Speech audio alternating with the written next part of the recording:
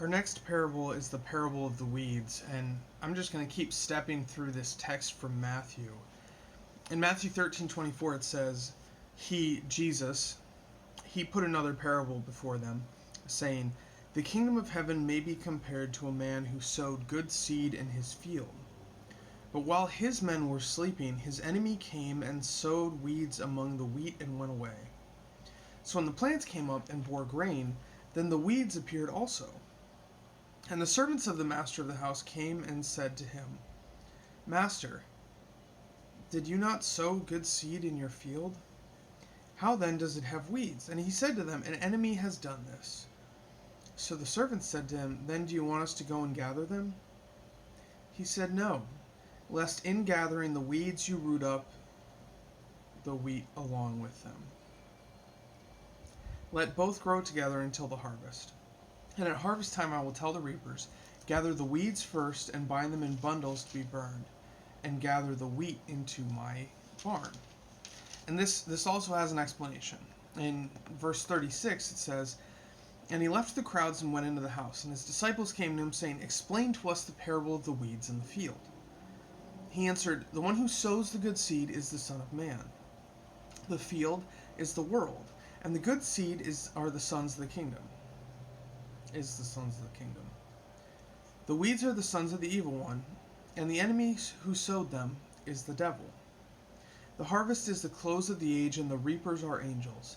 Just as the weeds are gathered and burned with fire, so it will be at the close of the age. The Son of Man will send his angels, and they will gather out of his kingdom all causes of sin and all lawbreakers, and throw them into the fiery furnace. In that place there will be weeping and gnashing of teeth. Then the righteous will shine like the sun in the kingdom of their Father. He who has ears, let him hear."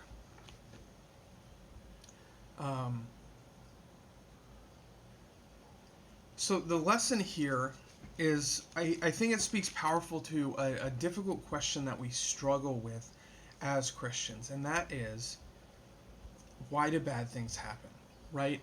Why does sin still happen? Why are there bad people in the world? Why doesn't God just come and take care of it all? And I think we have a little bit of an explanation here. He says, "Let the weeds and the good and the grain, the good crop, let it grow up together, in case when you're rooting out the weeds, you take some good crops with you." And this tracks with the character of our God. Is He is patient, and he genuinely seeks that all people would be saved. So I think what we see here is an indication of the mercy of his patience, in that he's not just taking out all of the bad seed now, because it might not be bad seed. They might not be in a relationship with Christ yet. They might not be in the community of the church yet. But that doesn't mean that somewhere along the line they won't be. Right? I mean, just look at Paul, for example. He actively persecuted the church. And then God impacted his life. God worked in his life, and he became one of the strongest figures and leaders in the early church. So it kind of speaks to our question of, like, why does God allow good or bad people to still be in this world and to do such terrible things to good people? And I think it's because he's merciful, and because he doesn't want anyone who could be saved to not be saved, if that makes sense. And I think there's also some comfort for that, because I think most of us have people in our lives who would be considered the bad seed because they are not in the faith. They're not Christians. They don't have a relationship with Christ. They don't have a relationship with his church.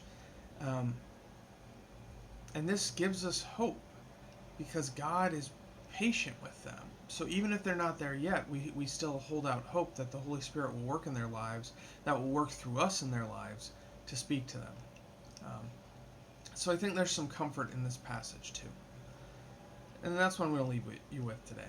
Brothers and sisters, go in peace, serve the Lord. Thanks be to God.